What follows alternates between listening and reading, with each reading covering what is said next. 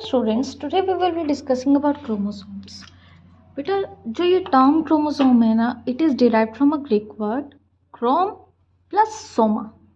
Chrome का मतलब होता है कलर्ड, सोमा का मतलब होता है बॉडीज. ठीक है, तो हम ये ऐसा क्यों बोला गया इनको ये टर्म क्यों दी गई?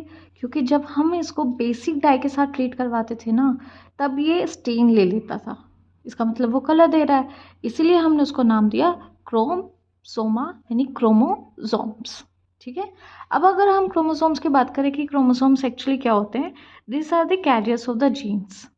हमारा डीएनए एक स्पेसिफिक सीक्वेंस में प्रेजेंट है जिससे जीन्स बन रहे हैं. तो जो जीन्स एक जगह से दूसरी जगह यानी एक जनरेशन से दूसरी जगह ट्रांसफ़र हो रहे हैं ना, वो क्रोमोसोम्स की हेल्प से हो रहे हैं. ठीक है, तो हम ये बोल सकते हैं chromosomes are the heritable material जो एक जनरेशन से दूसरी जनरेशन यानी पेरेंट से प्रोजेनी तक इंफॉर्मेशन को ट्रांसफ़र कर रहा है. इसीलिए हम इसको हेरिडिटरी व्हीकल भी बोलते हैं. ठीक है, क्रोमोसोम ना जनरली अगर हम सेल के अंदर देखें तो हमें माइक्रोस्कोप के अंदर विजिबल नहीं होता. ऐसा क्यों? क्योंकि बहुत ज़्यादा वाटर कंटेंट होता है सेल के अंदर, जिसकी वजह से वो हमें नहीं दिखता. लेकिन जैसे जैसे सेल साइकिल की सेल प्रोग्रेशन होती है यानी सेल डिवीज़न स्टार्ट होती है, तो उस वजह से वो हमें विजिबल हो जाता है. जब इंटरफेस आता है ना बेटा सेल साइकिल का, उस वक्त क्रोमेटिन मटेरियल के अंदर स्पाइरलाइजेशन स्टार्ट हो जाती है. ठीक है, इसके अंदर कॉइलिंग स्टार्ट हो जाती है जो interphase then prophase then metaphase तक आते आते बिल्कुल मैक्सिमम हो जाती है और हमें क्रोमोसोम्स विजिबल हो जाते हैं. ठीक है, तो जो आपका क्रोमेटिन इंटरफेस में था वो बहुत ज़्यादा स्पाइरलाइजेशन शो करता है, जिसकी वजह से मेटाफेस तक वो बिल्कुल मैक्सिमम रीच तक पहुंच जाते हैं और हमें क्रोमोसोम्स विजिबल हो जाते हैं. ठीक है, अब अगर हम ये बात करें कि ये टर्म किसने दी थी, term chromosome was given by E Waldeyer. ठीक है, और ये हेरिटेबल होता है यानी ये इन्फॉर्मेशन को एक जनरेशन से दूसरी जनरेशन लेके जाता है, जो हम क्रोमोसोमल थ्योरी ऑफ इनहेरिटेंस में पढ़ते हैं. It was given by Sutton and Boveri. ठीक है, अब हम बात करते हैं क्रोमोसोम्स के नंबर के बारे में. ठीक है, जब हम नंबर ऑफ क्रोमोसोम्स की बात करते हैं ना, तो उसको हम बोलते हैं कि हम प्लॉइडी ऑफ क्रोमोसोम पढ़ रहे हैं. ठीक है, जो ये टर्म प्लॉइडी है, it is given to the study of number of chromosomes. और एक प्लॉइडी का मतलब है एक क्रोमोसोमल सेट. ठीक है, जब एक किसी ऑर्गेनिज्म के अंदर एक क्रोमोसोमल सेट है तो उसको हम बोलते हैं हैप्लॉइड. ठीक है, अगर दो क्रोमोसोमल सेट है या फिर हम ये बोलते हैं पेयर है तो उसको हम बोलते हैं बेटा डिप्लॉइड. ठीक है, हर ऑर्गेनिज्म के अंदर फिक्स नंबर ऑफ क्रोमोसोम्स होते हैं. जैसे अगर हम ह्यूमंस की बात करें, हमारे अंदर 23 पेयर ऑफ क्रोमोसोम्स हैं. ठीक है, क्योंकि पेयर का मतलब है हम डिप्लॉइड हैं. ठीक है, यानी हमारे पास टोटल 46 क्रोमोसोम्स हैं. सेम वे हम ड्रोसोफिला फ्रूट फ्लाई जो होती है उसके अंदर 8 क्रोमोसोम्स होते हैं यानी 4 पेयर ऑफ क्रोमोसोम्स प्रेजेंट होते हैं. ठीक है, अब जो सबसे स्मॉलेस्ट क्रोमोसोम सबसे कम नंबर ऑफ क्रोमोसोम जो होते हैं वो एस्कैरिस के अंदर होते हैं. ठीक है, एस्कैरिस मेगैलोसिफेला के अंदर 2 क्रोमोसोम प्रेजेंट होते हैं और सबसे ज़्यादा क्रोमोसोम प्रेजेंट होते हैं एलोक्सकैंथा में 1600 क्रोमोसोम प्रेजेंट होते हैं. ठीक है, कुछ ऐसे स्पीशीज में ऐसा पाया गया है कि मेल के पास कम नंबर ऑफ क्रोमोसोम है as compared to their females, जैसे इंसेक्ट्स, राउंड वॉर्म्स. उसके अलावा आप एक बहुत प्यारा सा एग्जाम्पल ले सकते हो बेटा हनी बी का. हनी बी की डेवलपमेंट में हम ये बोलते हैं ना कि मेल्स जो होते हैं बेटा वो हैप्लॉइड होते हैं, है ना, और जो उसकी फीमेल्स होती है बेटा ये डिप्लॉइड होती है. ठीक है, ये ऐसा इसलिए होता है कि मेल्स बनते हैं बेटा अनफर्टिलाइज्ड एग से by the process of parthenogenesis, और जो फीमेल बनती है वो फर्टिलाइज्ड एग से बनती है बाय द प्रोसेस फर्टिलाइजेशन, इसीलिए इसके अंदर डिप्लॉइड क्रोमोसोम्स होते हैं. तो आप यहाँ पे ही देख सकते हो कि मेल और फीमेल के अंदर डिफरेंट सेट ऑफ क्रोमोसोम्स हो सकते हैं.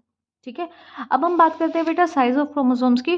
तो साइज अगर हम लेंथ की बात करें, लेंथ में वेरी फ्रॉम 0.1 टू 33 माइक्रोमीटर और उसकी थिकनेस में वेरी फ्रॉम 0.2 से 2 माइक्रोमीटर.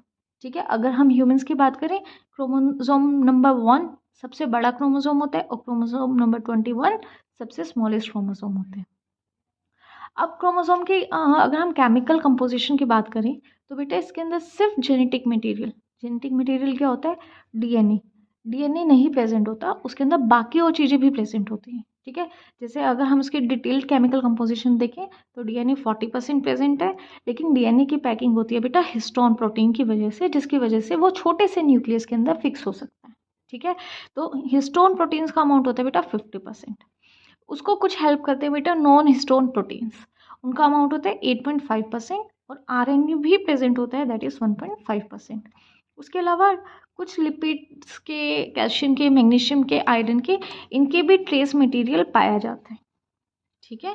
तो इट इज़ ओवरऑल आपका जो आप ये बोलते हो कि क्रोमोसोम है वो DNA, RNA, histone, non histone proteins, उसके अलावा लिपिड्स, कैल्शियम, मैग्नीशियम और आयरन का बना हुआ होता है। ठीक है। उसके बाद अगर हम टाइप ऑफ क्रोमोसोम्स की बात करें बेटा, सेंट्रोमेयर की क्या पोजीशन है उसके बेसिस पे 4 टाइप ऑफ क्रोमोसोम्स होते हैं। ठीक है। अब आप इस डायग्राम में देखो बेटा, जो ये हेट्रोक्रोमेटिन है, जो ये डेंसली पैक्ड मटेरियल है, इसकी पोजीशन के बेसिस पे 4 टाइप ऑफ क्रोमोसोम्स होते हैं। तो इसके अंदर सबसे फर्स्ट टाइप होता है बेटा टीलोसेंट्रिक। ठीक है। इसके अंदर जो ये सेंट्रोमेयर है बिल्कुल कोने के अंदर प्रेजेंट होता है, इस वजह से शॉर्ट आर्म तो बिल्कुल दिखती ही नहीं, और इसकी जो शेप बनती है इट इज़ रोड शेप। ठीक है। दूसरे होते हैं बेटा एक्रोसेंट्रिक। एक्रोसेंट्रिक में क्या होता है बेटा, जो ये प्रॉक्सिमल एंड होता है उसके पास होता है। ठीक है। बिल्कुल कोने में प्रेजेंट नहीं है, इसके थोड़ी से साइड में प्रेजेंट है, उसको हम बोलते हैं एक्रोसेंट्रिक, जिसकी वजह से जो क्रोमोसोम है उसकी शेप एल शेप भी बन सकती है और जे शेप भी बन सकती है। उसके बाद होती है बेटा मेटासेंट्रिक। मेटासेंट्रिक का मतलब होता है मेटा यानी मिडल। ठीक है। जब सेंट्रोमेयर बिल्कुल मिडल में प्रेजेंट होते हैं तो हम उसको बोलते हैं मेटासेंट्रिक। ठीक है। जिसकी वजह से वी शेप्ड क्रोमोसोम बनते हैं। ठीक है। अगर सेंटर से थोड़ा सा साइड में आ जाए, ठीक है, तो उसको बोलते हैं हम बेटा सब मेटासेंट्रिक। ठीक है। जिसकी वजह से जे शेप्ड या एल शेप बन सकती है क्रोमोसोम की। ठीक है। It was about the types of chromosome based upon the position of centromere.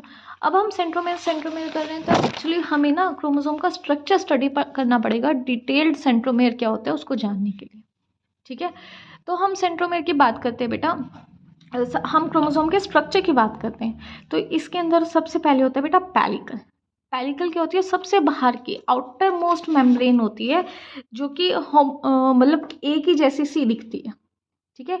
लेकिन ये हमारे ना माइक्रोस्कोप के अंदर बिल्कुल भी नहीं दिखती। रीज़न भी कि ये हम ये बोलते हैं ये नॉन जेनेटिक मटेरियल की बनी हो सकती है, इसीलिए ये स्टेन नहीं लेती। ठीक है। दिस इज पैलिकल, जो आउटर मोस्ट मेम्ब्रेन होती है, जो ये डॉटेड डॉटेड शो किया मैंने। ठीक है। अब जो ये पैलिकल होती है ना बेटा, ये ग्राउंड सब्सटेंस में, इसके बैकग्राउंड में कुछ जिलेटेनियस सब्सटेंस है उसमें प्रेजेंट होती है, जिसको हम बोलते हैं बेटा मैट्रिक्स। तो मैट्रिक्स जो होता है बेटा, it is made up of non histone proteins, RNA और लिपिड। अगेन ये भी नॉन जेनेटिक मटेरियल का बना होता है, इसलिए हमें ये माइक्रोस्कोप के अंडर इजिली विजिबल नहीं होता। ठीक है। उसके बाद आते हैं बेटा centromere. Centromere is also called as kinetochore या प्राइमरी कंस्ट्रक्शन भी बोलते हैं हम इसको। ठीक है। ये ओवॉइड शेप का बना हुआ होता है, और अगर ओवॉइड शेप है यानी गोल गोल सा आपको दिखता है, और ये हेट्रोक्रोमेटिन मटेरियल का, यानी इसके अंदर जो डीएनए मटेरियल है ये बहुत ज़्यादा टाइटली कॉइल्ड होता है। ठीक है। जो क्रोमैटोनिमा है बेटा, ये सेंट्रोमेयर के साथ कनेक्टेड होता है। अभी ये क्या होता है ये अभी मैं आपको आगे एक्सप्लेन करूँगी। ठीक है। अगर किसी क्रोमोसोम के अंदर एक ही सेंट्रोमेयर प्रेजेंट है उसको हम मोनोसेंट्रिक बोलते हैं। अगर 2 सेंट्रोमेयर प्रेजेंट है उसको डाइसेंट्रिक। अगर 2 से ज़्यादा सेंट्रोमेयर प्रेजेंट है तो हम उसे पॉलीसेंट्रिक बोलते हैं। बहुत सारे केसेस में ऐसा होता है बेटा, सेंट्रोमेयर ना डिफ्यूज फॉर्म में प्रेजेंट होता है through out the length of chromosome, उसको हम बोलते हैं डिफ्यूज सेंट्रोमेयर। ठीक है। अब हम सेंट्रोमेयर के स्ट्रक्चर की बात करें बेटा, सेंट्रोमेयर के structure is made up of outer, mid and inner. ठीक है। जो आउटर वाला पार्ट होता है ये बहुत मॉडरेटली डेंस होता है, मतलब डेंस है लेकिन इतना भी नहीं है। ठीक है। जो मिडल पार्ट होता है ये ट्रांसपेरेंट होता है, जो इनर वाला पार्ट है, जो ये पतला सा धागा है, this is made up of chromatin fibre. ठीक है। अब आती है बेटा, जो आपका सेंट्रोमेयर है ना बेटा, ये क्रोमोसोम को ना 2 पार्ट्स में डिवाइड करता है। एक होती है बेटा शॉर्ट आर्म, जिसकी लेंथ कम हो, दूसरी होती है लॉन्ग आर्म। जो शॉर्ट आर्म होती है उसको हम पी से भी डिनोट करते हैं, जो लॉन्ग आर्म होती है उसको हम क्यू से डिनोट करते हैं। ठीक है। जब हम शॉर्ट आर्म और लॉन्ग आर्म की रेशियो की बात करते हैं ना बेटा, उसको हम टर्म देते हैं आर्म रेशियो। ठीक है। अब डिफरेंट टाइप ऑफ क्रोमोसोम्स जो अभी हमने पढ़े थे बेटा सेंट्रोमेयर के पोजीशन के बेसिस पे, उनके अंदर ना डिफरेंट आर्म रेशियो होती है। ठीक है। जब सेंट्रोमेयर बिल्कुल बीच में प्रेजेंट है उसको हम बोल रहे हैं मेटासेंट्रिक, उसके अंदर आर्म रेशियो होती है 1 से 1.7। ठीक है। जब सेंटर से थोड़ा साइड में आ जाए सब मेटासेंट्रिक, उसके अंदर होता है बेटा 1.7 से 3 के बीच में उसकी आर्म रेशियो वेरी करती है। लेकिन जब हम सब टेलोमेरिक की बात करें यानी बिल्कुल कोने से थोड़ा सा अंदर जाके है तो उसके अंदर 3 से 7 के बीच में होती है आर्म रेशियो, और जब बिल्कुल ही कोने में आपका सेंट्रोमेयर है तो 7 से ज़्यादा होती है आर्म रेशियो। ठीक है, उसके बाद नेक्स्ट आता है बेटा सेकेंडरी कंस्ट्रक्शंस। ठीक है, सेकेंडरी कंस्ट्रक्शंस क्या होती है बेटा, बीच बीच में क्रोमोसोम के कहीं और भी कुछ कुछ नॉब जैसा स्ट्रक्चर बन जाता है। वो एक्चुअली हम ये बोलते हैं ये वाला पार्ट ना न्यूक्लियोलस की रीऑर्गेनाइजेशन के में हेल्प करता है। बेटा सेल डिवीजन हुई, सारी सेल ऑर्गेनल्स डिसॉल्व हो जाती है। ठीक है, तो लास्ट में उनको ना दोबारा बनना होता है, तो उसमें जो न्यूक्लियोलस की रीऑर्गेनाइजेशन होती है ना उस सेल डिवीजन के बाद, उसको हम उसमें सेकेंडरी कंस्ट्रक्शंस हेल्पफुल होती है। ठीक है, उसके अलावा न्यूक्लियर ऑर्गेनाइजिंग रीजन्स के साथ भी इसको एसोसिएट किया जाता है कि न्यूक्लियर ऑर्गेनाइजिंग रीजन्स भी यही बनाती हैं। ठीक है, और ये ना बिल्कुल लाइटली आप ना इस डायग्राम में देखो बेटा, इस डायग्राम में जो ये बिल्कुल पतली सी मैंने कंस्ट्रक्शंस दिखाई है ना, ये सेकेंडरी कंस्ट्रक्शंस हैं। ठीक है, और ये ना बेटा देखो थोड़ा मतलब यहाँ पे ना जो क्रोमेटिन मटेरियल है वो लूजली कॉइल्ड होता है, इसीलिए ये वाला रीज़न हमारे डाई के साथ, बेसिक डाइज के साथ लाइटली स्टेन होता है। ठीक है, अच्छा सेकेंडरी कंस्ट्रक्शंस में ना बेटा एक और आता है which is very important, that is satellite DNA. ठीक है, सैटेलाइट डीएनए क्या होता है बेटा, एक छोटी सी ना डीएनए की सीक्वेंस है। लेट्स सपोज हमने एग्जांपल लिया AATTT। ठीक है, अब यही छोटी सी सीक्वेंस बार बार बार बार बार बार बार बार रिपीट होती चली जाए तो उसको हम बोलते हैं सैटेलाइट डीएनए। ठीक है, तो सैटेलाइट डीएनए क्या होते हैं, जब हम रिपीटेड डीएनए की एक छोटी सी सीक्वेंस है वो बहुत ज़्यादा बार रिपीट हो जाए लगातार, तो उसको हम सैटेलाइट डीएनए बोलते हैं। ठीक है, it leads to the formation of nobelize structure, और ये नॉर्मली डिस्टल पार्ट, डिस्टल का मतलब होता है एंडिंग वाला पार्ट, आगे वाला पार्ट इज प्रॉक्सिमल, नीचे वाला पार्ट इज डिस्टल, तो ये डिस्टल पार्ट में प्रेजेंट होती है जिसको हम बोलते हैं बेटा सैटेलाइट। ठीक है, या सैटेलाइट डीएनए। ठीक है, उसके बाद आते हैं बेटा टीलोमेर्स। ठीक है, टीलोमेर होते हैं बिल्कुल, ये term was given by Muller in 1938। ठीक है, इसके अंदर क्या होता है बेटा, जो क्रोमोसोम का बिल्कुल टर्मिनल एंड है, जो उसका बिल्कुल लास्ट वाला पार्ट है, जो ये वाला पार्ट होता है, this is called as telomeres. Telomeres helps in providing the stability to the chromosomes. ठीक है, ये इतने रॉक सॉलिड होते हैं कि टीलोमेयर हमारे जो क्रोमोसोम है उस पूरे स्ट्रक्चर को स्टेबिलिटी प्रोवाइड कर रहे हैं। ठीक है, और एक और ऐसी हाइपोथेसिस दी जाती है कि एजिंग के साथ ना एक्चुअली में टीलोमेयर की लेंथ ही कम हो रही होती है, जिसकी वजह से इंस्टेबिलिटी आती है और जिसकी वजह से हमें एजिंग के साइंस दिखने लगते हैं। ठीक है, अच्छा जो आपका टीलोमेयर है बेटा, it is made up of heterochromatin material. ठीक है, इसका मतलब है इसके अंदर यहाँ पे डीएनए सुपर कॉइल्ड होता है, जिसकी वजह से ये ट्रांसक्रिप्शनल एक्टिव भी नहीं होता। ठीक है, लास्ट पार्ट है बेटा क्रोमोनिमा। क्रोमोनिमा एक्चुअली क्या होता है बेटा, दो फाइबर्स होते हैं जो एक दूसरे से इंटरट्विन्ड है, जो ये मैंने बीच में दिखाए हैं, दिस इज क्रोमोनिमा। ठीक है, क्रोमोनिमा एक्चुअली ये दो फाइबर्स है, अब इनके बीच में कैसे ये एक दूसरे से इंटरट्विन्ड है, ये एक दूसरे से कैसे कॉइल्ड है, ये दो टाइप की कॉइलिंग होती है।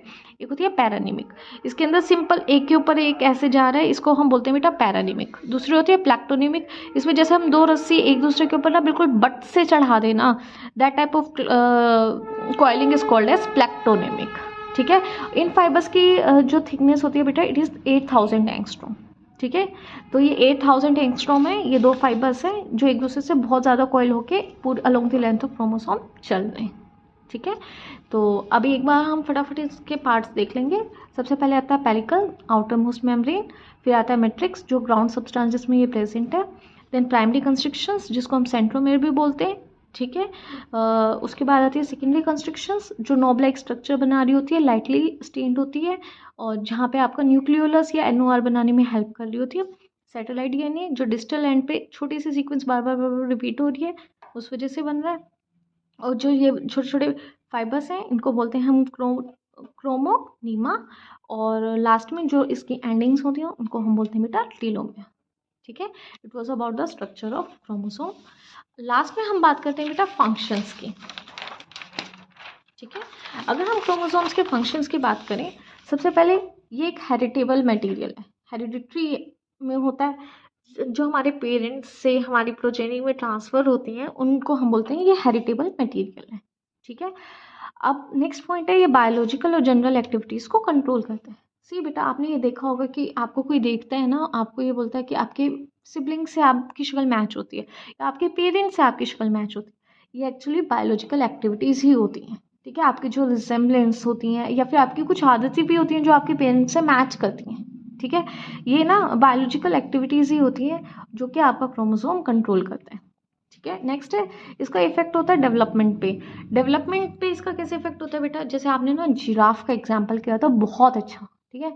आपने ये किया था कि जिराफ की नेक पहले छोटी होती थी, लेकिन हमारी स्टारवेशन की कंडीशंस उसमें आ गई थी, नीचे से ड्रॉट आ गया था, जैसे सूखा पड़ गया था, और उनको अपनी नेक स्ट्रेच कर करके बड़ी करनी पड़ी। तो एक्चुअली में क्या होगा कि एक छोटा सा चेंज आया होगा, कि छोटा सा म्यूटेशन या छोटा सा जेनेटिक मटेरियल में चेंज आया होगा, जो कि नेक्स्ट जनरेशन में पास होता चला गया, ठीक है। जिसकी वजह से एक डेवलपमेंट ऑफ न्यू करेक्टर हो गया, कि आज के जो हमारे जिराफ हम देखते हैं उनकी नेक लंबी है। तो आप ये बोल सकते हो जो आपका कोर्स ऑफ एवोल्यूशन में है, आपका डेवलपमेंट के कोर्स ऑफ में बहुत ज़्यादा बेनिफिशियल है, ठीक है। नेक्स्ट है, जो आपका न्यूक्लिक मटेरियल है वो क्रोमोसोम के ऊपर प्रेजेंट होता है, वेल अंडरस्टूड है। उसके अलावा म्यूटेशंस, वेरिएशंस और इवोल्यूशनरी डेवलपमेंट में, ठीक है। म्यूटेशंस में आप देखो, म्यूटेशंस पॉजिटिव भी हो सकती है, नेगेटिव भी हो सकती है, न्यूट्रल भी हो सकती है ना। आप एग्जाम्पल लो, पॉजिटिव में क्या होता है, जैसे अभी हमने जिराफ की नेक का करा, ठीक है, इट इज़ बेनिफिशियल। नेगेटिव, बहुत सारे डिसीज जैसे कैंसर, म्यूटेशन हो जाए तो उसमें फॉल्टी जीन आ गया जिसकी वजह से कैंसर हो गया, हार्मफुल हो गया।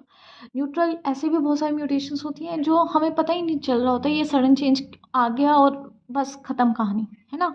तो ये म्यूटेशंस भी जेनेटिक मटेरियल में ही होती हैं, जिसकी वजह से वेरिएशंस आती हैं। वेरिएशंस का मतलब होता है बिल्कुल हम जो जेनेटिक मटेरियल है उसके अंदर थोड़ा बहुत चेंज आना, ठीक है। और यही वेरिएशंस होती हैं जो आगे जाके इवोल्यूशन होने का एक स्कोप प्रोवाइड करती है, कि जो चीज़ें नेचर में बेटर अडोप्टेड है वो सेलेक्ट हो जाए, जो नहीं है उसको नेचर एलिमिनेट कर दें। तो यानी ये एक रॉ मटेरियल प्रोवाइड करता है फॉर द इवोल्यूशनरी डेवलपमेंट, है ना। तो ये भी एक क्रोमोसोम का ही फंक्शन है ना। तो आई होप आपको ये समझ में आया होगा। If you have any doubt you can comment in the comment section and keep watching. Thank you.